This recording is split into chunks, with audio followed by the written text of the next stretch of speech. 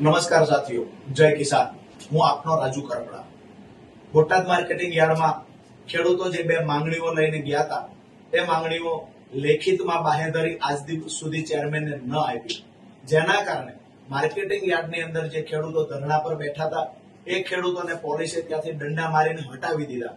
Police દ્વારા કહેવામાં આવ્યું માર્કેટિંગ યાર્ડની અંદર ખેડૂતોએ બેસવાનું નહીં. અમે લોકોએ નક્કી કર્યું કે આપણે કોઈને ડિસ્ટર્બ નથી કરવા. આપણે માર્કેટિંગ યાર્ડથી બોટાદથી 5 કિલોમીટરની દૂરી પર આવેલ હળદળ ગામની અંદર ખેડૂત મહાપંચાયત કરીએ, શાંતિથી આપણી વાત મૂકીએ, પ્રશાસનને અપીલ કરીએ. પરંતુ આજે સવારથી અનેક ખેડૂતોને પોલીસ દ્વારા લાઠીઓ મારવામાં આવી, ખેડૂતોને હળદળ આવતા રોકવામાં આવ્યા, ખેડૂતોને ઉશ્કેરવાના પણ પ્રયત્નો થયા. દુઃખની વાત એ છે કે શાંતિથી હળદળ ગામની અંદર જ્યારે ખેડૂતો બેઠા હતા ત્યારે અચાનક જ મોઢે રૂમાલ બાંધી સિવિલ ડ્રેસમાં અમુક લોકો આવે છે, ટોળાની અંદર આવે છે. એ જ સમયે પાછળ પોલીસની વાન આવે છે. જે લોકો મોઢે રૂમાલ બાંધીને આવ્યા હતા એ જ લોકો પથ્થર લઈ, અમુક લોકો ખિસ્સામાંથી પથ્થર કાઢે છે અને પોલીસની વાન પર હુમલો કરે છે.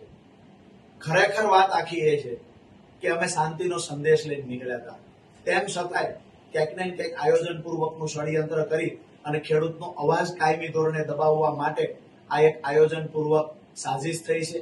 હું તમામ ખેડૂતોને વિનંતી કરું છું, હળદળ ગામના ગ્રામજનોને વિનંતી કરું છું કે ગાંધીના ગુજરાતમાં હિંસાનો રસ્તો ક્યારેય આવકાર્ય ન હોય.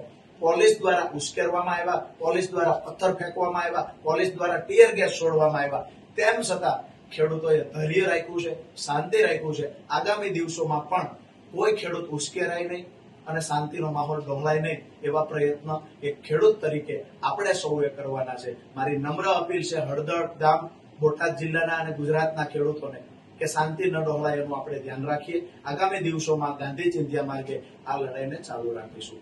જય કિસાન. આભાર.